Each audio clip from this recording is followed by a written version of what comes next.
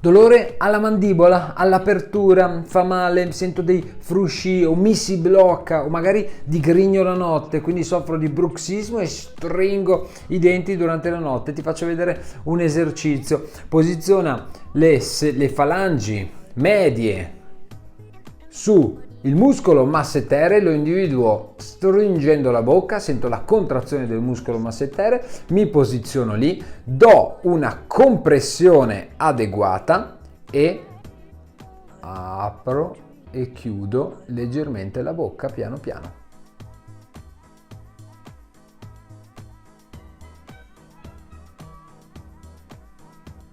10 aperture e chiusure.